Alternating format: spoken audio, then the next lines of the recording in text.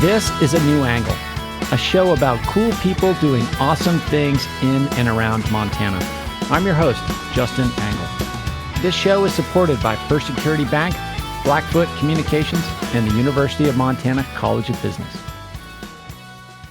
Hey folks, welcome back, and thanks for tuning in.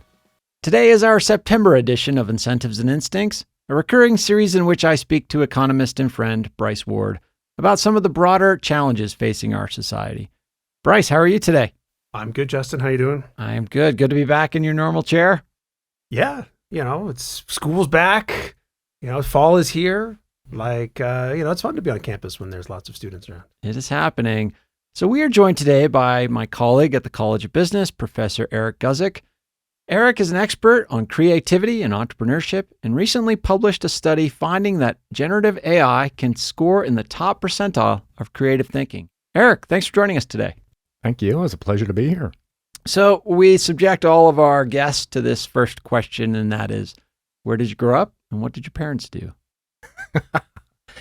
Grew up in Massachusetts, and my parents owned a car dealership. So my first memory of working was actually cleaning an AMC Gremlin. And I was about 5 years old at the time. And I like to say the owners of that new vehicle, I think, were so impressed that a 5-year-old had cleaned their new car. They paid me with a bag of candy. Was that Wayne and Garth that paid? So now, interestingly, I worked in my contract, payment by candy. So that's that's my compensation. I never got over that. You seem like a shrewd negotiator. We're happy to lock you in. Before we get into your study, let's just start with general kind of description of what AI is. Like, what is a generative artificial intelligence? What is a large language model? Just maybe put it in language that the average listener can grasp. AI goes back at least 70 years. And officially, one of the first seminars about describing what AI could do was in 1956 at Dartmouth. And in that paper where they described what they were proposing, it was to emulate how we think, right? So artificial intelligence, that's where that name was coined as part of that proposal for those Dartmouth sessions. So really it was thinking about how do we emulate and simulate how we humans think. Now, very specifically in that proposal, they started to talk about problem solving as some of the thinking skills that they would like to emulate. So a lot of that paper and a lot of what AI's tried to do in the following 60 and 70 years is to simulate human thinking, but for very specific reason, to help solve problems. Interestingly, in that first paper, they do mention creativity and randomness as being a key way that computers could emulate how we solve problems as human beings. So AI, if we go back to some of those first papers, it's really simulating problem solving and how we human beings think when we solve problems. Does this have to be done by a machine in this conception? Because I sometimes think of capitalism as an AI. Capitalism is a system of allocating scarce resources across a population. Is that an AI according to this definition? It solves some problems, but it doesn't necessarily simulate human thinking. Yeah, so I think for me, when I think of an economic system, it is a way of allocating a resource to solve human need. In this case, the artificial part of AI would be, I think, that simulation part where we do have something that's non-human. An economic system, by definition, would be human beings trying to figure out that very important problem. How do we satisfy our very human needs? And historically, we human beings have been very creative. We'll develop different ways of satisfying needs using different types of economic systems. So capitalism would be a very modern way for us to satisfy a human need. In this case, that idea of problem solving is simulating that human ability using non-human elements. Could be hardware, software, but very specifically, when we talk about generative AI, it's taking information, processing that information a particular way to generate a new solution. And that's really the difference between generative AI and previous iterations of AI that have appeared historically. So when we talk about large language models and generative AI, I think what we've discovered, and this gets into how is AI able to be creative, it has access to volumes of data and knowledge and information that we've generated over generations of humans, developing and sharing that information, has access to that information. It's able to combine that information in new and interesting ways to solve the problems we might ask of it, solve the questions we ask of it. So that's one way to think of generative AI. You're going back 70 years. What's changed? It used to be AI was this thing of science fiction, but now it's real and it's here. What changed that has now AI on the tip of mind, tip of brain, everywhere, and it's creating real issues that we as humans have to solve. I think what changed when all of us were introduced to GPT-3, GPT 3.5, it was how effective that chat model was in responding to the questions we were asking it, and how unexpected some of those responses were. When we use Google and some of those tools where we search for information, back when those tools were introduced, I think there was something happening that was interesting to us. We were able to find information quickly and answers quickly. With generative AI, these latest models using that large language model solution, they're generating solutions that are surprising to us as humans because we hadn't seen that before. It's not just information, it's crafting that information in a unique way, a novel way. And that's really what attracted our attentions of researchers into creativity.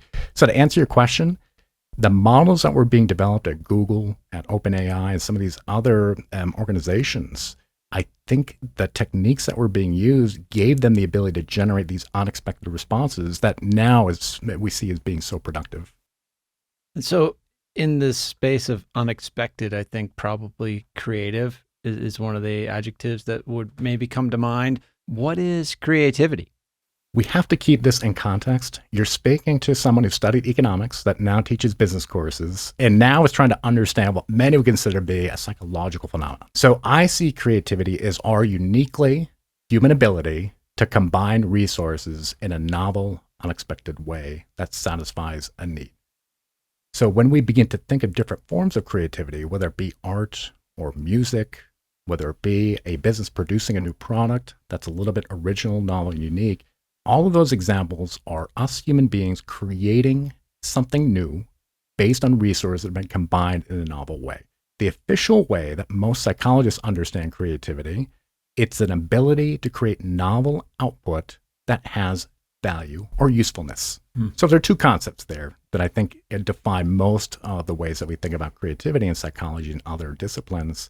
Novel output, that would be originality, kind of unexpected creation, but it can't be just anything combined in a different way. It has to be relevant, and it has to be useful. It has to be almost practical.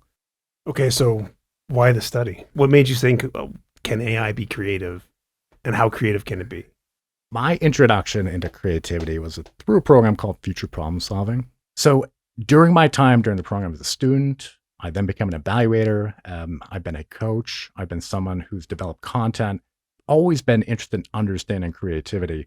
And I think it's important to understand my introduction to creativity was unique. I was taught a process, and after I learned the process, I began to apply that in different ways that I thought were effective. So I applied it to schoolwork. I would do my homework using the process and beginning to brainstorm. And what I discovered, teachers generally like that. Not all teachers, but usually if you were to approach a project or an assignment slightly differently, teachers appreciated that. And it gave you as a student a way not only to complete the assignment, but you could have fun with it. And I always loved doing that. And I like to say, I think most of the successes I've had as an academic, as a professional, someone interested in entrepreneurship and starting new companies, I can trace that back to learning the creative process and beginning to apply that in new ways. So part of teaching creativity in my past, I would ask students, can you think of new ideas to use a particular product, right? It's called an alternative uses task. And you can start with simple objects. And we're familiar with some of the objects, right? Can you think of multiple ways to use a brick or a paperclip? And then you can get a little bit more interesting. Can you think of new ways to use popcorn? Things like that. So as ChatGPT came out, we all became a little bit more aware of how powerful it was. My fellow researchers and I began to type these prompts into ChatGPT, and you begin to expect common responses. And then you also get excited about uncommon responses. And that's what I think is exciting about creativity, the unexpected response, right? That aha moment. Yeah, so let's just break that down. You're typing into ChatGPT, what are some alternative uses for popcorn or things like that? Yeah, tasks like that, but very simple prompts. I'll give you one example that we typed in, and it's an imagination prompt. Imagine all children became giants for one day out of the week. What new consequences would that create? Right? So that involves thinking about a future that does not exist. It's not a reality. It's an improbable situation. So you really have to be imaginative, right? If you're a student trying to respond to that prompt. Prompts like that, and you would expect that an AI engine, GPT at that time, 3.5, might stumble on a task like that. Okay. But the responses we were seeing, they suggest there's something more happening than just scraping the internet for common responses and regurgitating that information to the end user. It became clear these are unexpected, maybe novel responses. And that was part of our interest. Let's put it to the test and see how original these responses are. So what would be an example of, for that particular prompt, an expected answer and an unexpected answer in your view? Quite often when you're being creative, you're connecting ideas that weren't connected previously. It's that idea of being, able to combine these different ideas to create something unique and novel. So one of the techniques that we will teach is combining an idea with other ideas. So maybe it's economics. Well, what's the economic impact of children becoming giants for one day of the week? Well, their clothes are not going to fit anymore. They're going to have to buy new clothes. Yeah. They might start stepping on cars and, bumping into buildings. Well, that's going to be problems. Right, exactly. There'll probably be psychological issues, right? So here's one of the ideas that ChatGPT came up with. Well, if a student had been bullied in the classroom, now they're a giant. Are they going to project that onto others? So again, unexpected ideas, making associations that you would not necessarily expect an AI engine to make. So let's talk about the task that you had the AI do, the Torrance test of creative thinking. What is that test? What is it measuring? What's its process? Paul Torrance, he was someone who developed a future problem solving program. He spent most of his research on understanding not only creativity, but also how to evaluate creativity. And part of the assessment he developed were the Torrance tests of creative thinking. It's meant to evaluate creativity by looking for certain characteristics of creative ability. This particular set of tests are looking for 3 measures of creativity. The ability of the test taker to generate a large number of ideas, called fluency, different categories or types of ideas, you call that flexibility, again, based on Guilford's original research. And then the final measure that's now offered in the TTCT for the verbal tests is called originality. And that would be the unexpected novel ideas that are generated by the test taker. There are other measures that some other tests look at, but those are the 3 measures that are offered in the TTCT. And it's given to the test taker. They get so much time to complete the tasks, and it's then evaluated by some trained scorers. And those are 3 measures that the scorers then compute: the fluency, flexibility, and originality. So you gave the test to 24 undergraduate students, and you also had the ChatGPT or GPT-4 take the test 8 times. Is that right? Yeah, and this was after GPT-4 did come out in the spring. Okay. So we gave GPT-4 the test 8 times. And that was just to validate that we were getting the correct scoring once we did send it in to be scored. And I should mention the Torrance tests of creative thinking are scored by a company called Scholastic Testing Services, or STS. Sure. So external scoring of these tests, and they now own the property rights for the TTCT. So, we gave GPT-4. And the evaluators are blind to whether the test was executed by an AI or a student, right? Yeah, that's exactly right. And that's why we included 24 human responses from our students here at the University of Montana. So GPT-4, we fed the prompts into the AI, and it generated its output. And then we took those responses, and they were just transcribed by some research assistants. And yes, we then included those with the human responses, sent those in Scholastic Testing Services, and then they scored those tests and returned the results. So the method was run the TTCT through GPT-4 8 times, also include 24 human responses. We would then send all those results into STS. They would blind score those, not knowing which were AI, which were human. And then we just see, do we see any, common characteristics with the 8 GPT-4 results that we submitted? So they can evaluate the 8 versus the 24, but they can also benchmark all of the scores against the entire population of folks that have taken the test over however many years, right? And that's one reason we chose the TTCT as the benchmark for AI creativity. The TTCT is considered to be the gold standard for assessing creativity, so it's been used for decades. The prompts are updated, the databases are updated, the norms are updated, but they do have tens of thousands of humans who have completed the tests, and it provides some nice norms for comparing. In this case, our humans and also the AI results. So in our case, we were looking at college age or adult students. So the database from 2016 had about 2,700 humans that had completed that test. So we were comparing our GPT-4 with that large sample of about 2,700 humans. We'll be back to my conversation with Bryce Ward and Erik Guzik after this short break. A New Angle is supported by First Security Bank, Blackfoot Communications, and UM's College of Business. Access to capital, broadband, and education are 3 ingredients any community needs for success. Hey, this is John Wicks from Deaf Charlie, and you are listening to A New Angle. Welcome back to A New Angle. I'm here with Bryce Ward and Erik Guzik discussing AI and creativity. Does the test exist online? Has GPT just knows the answers to this test? And that was the other reason we chose the TTCT. Scholastic Testing Services owns the IP. So they're very protective of the prompts. You can try to search Google for the prompts. You can even ask ChatGPT, what are the prompts in the TTCT? It will tell you it doesn't know. It's not publicly available. So this was a unique opportunity for us to feed in prompts with a very well-known test that probably no AI has access to because it is protected intellectual property. And so what do you make of the results? So you said that, the AI scores in the top percentile. What are the specifics of the results? So I think if we look at those 3 measures, fluency, flexibility, and originality, we expected generative AI to do well with fluency. Sure. We did not know about flexibility and originality. Flexibility, and that's the variety and different types of ideas, it didn't perform quite as well. So it's between the 93rd and 99th percentiles for the 8 tests that we submitted. The most surprising result, the novelty and originality of the ideas as evaluated by these human scores at STS. So the originality of the AI generated ideas were in the top percentile for all test takers of the TTCT. That was surprising. So what does this mean for society? I mean, I guess, when I first started reading and hearing about ChatGPT and AI stuff, it was, this will replace low-level tasks, but creativity this will allow creatives to be more creative. And what you're saying is that the ChatGPT is simply more creative than the creative. So, beginning to think about what's the impact of this AI, I think that's one concern we do have, right? As those who may be creative, is it going to replace us as, a creative class, to use that language?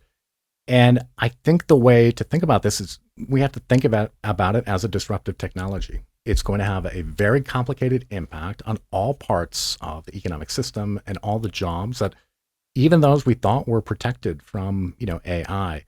So if it's true that AI can generate creative ideas, then it's probably going to threaten certain types of jobs. We know any type of disruptive technology also creates new industries, it creates new jobs. But what I can say, like any other disruptive technology, it's going to certainly threaten certain jobs. It's going to create new opportunities in others. We'd have to expect it's going to have that impact like any other disruptive technology. Well, I think it's context dependent and then how it's deployed. I mean, when we hear the word creativity, things like art and music immediately come to mind.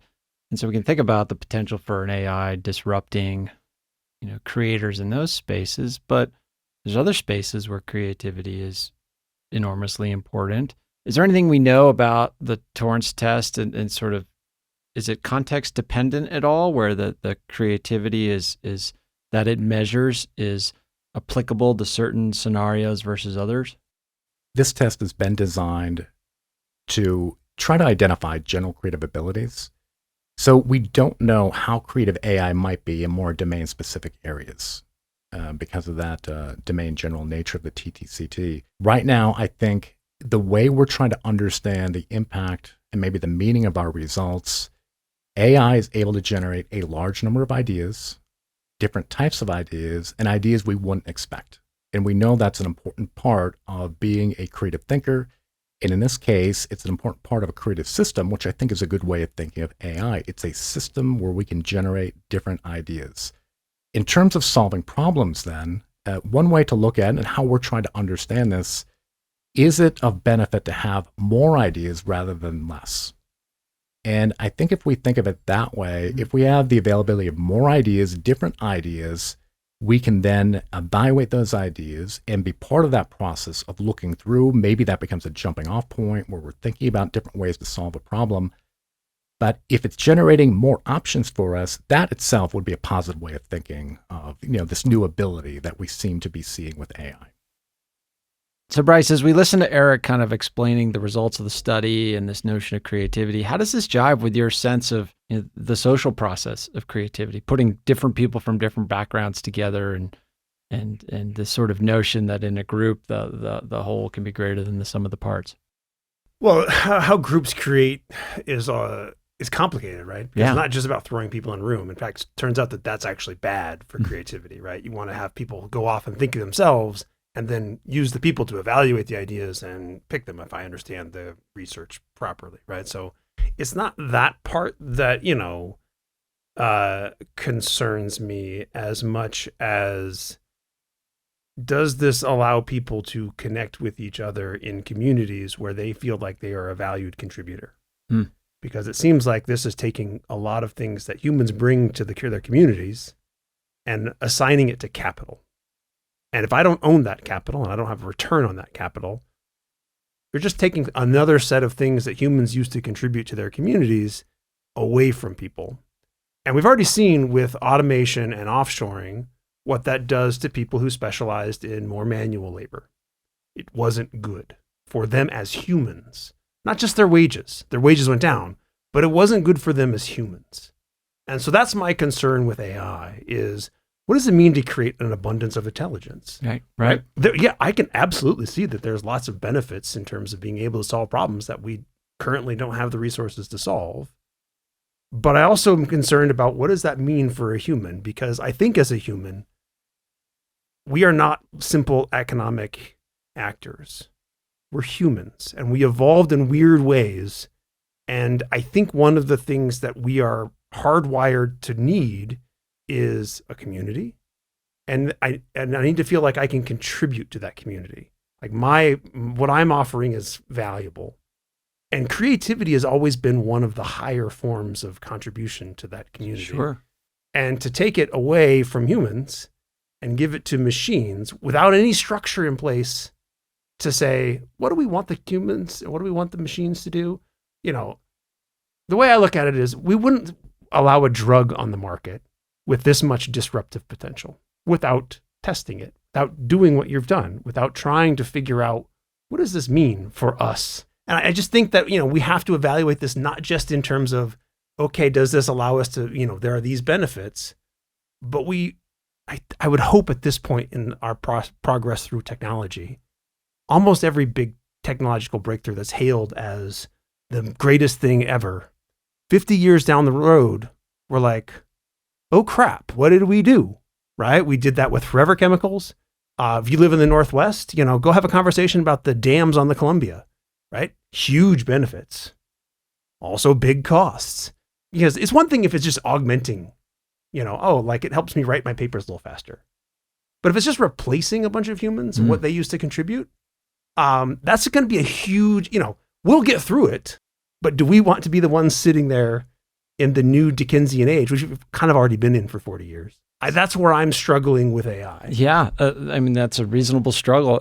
Erik, when you kind of consider this landscape that Bryce describes, the study that you and your colleagues executed could be seen as a way to measure the potential for this tool in an economic sense, or it could be sort of viewed as as sort of a health and safety measure of the technology as well. Putting your results in the context of a society that's tasked with managing this technology, how do you kind of interpret your results? I think we knew there was something here that would provoke ways of thinking about not just AI, but creativity in new ways. And if I can be blunt, we knew if we pulled this research off correctly, something would have to give, something would have to break. Either we don't completely understand creativity, maybe we're not evaluating creativity correctly, or did we discover something in AI that's surprising? So what I'd like to do is just back up a little bit.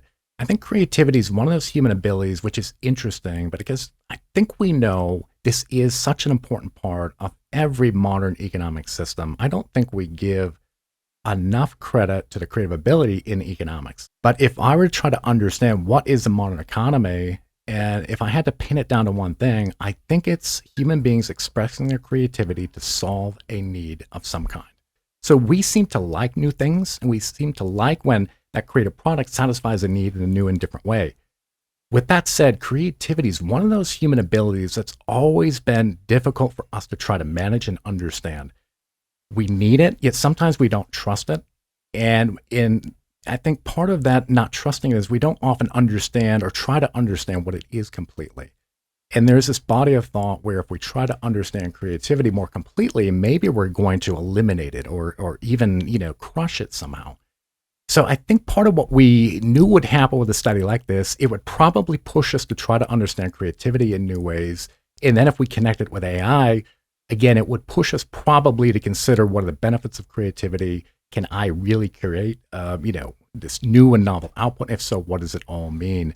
So in terms of, what does this mean? Again, I think it's part of how market economies work where there is benefit, but as Bryce mentioned, there's always cost. It's both. I don't think it's overstating things to say this may be the most disruptive technology we human beings have ever developed. Why?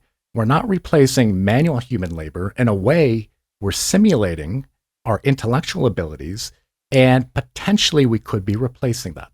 Whether or not that's going to be more destructive than creative, we don't know yet, but there is that possibility and opportunity for things to play out that way.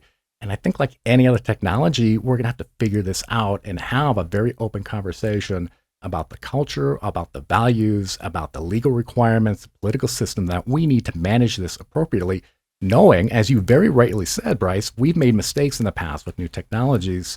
And maybe there's a reason why we sometimes don't trust new technologies and innovations as much as we think we could.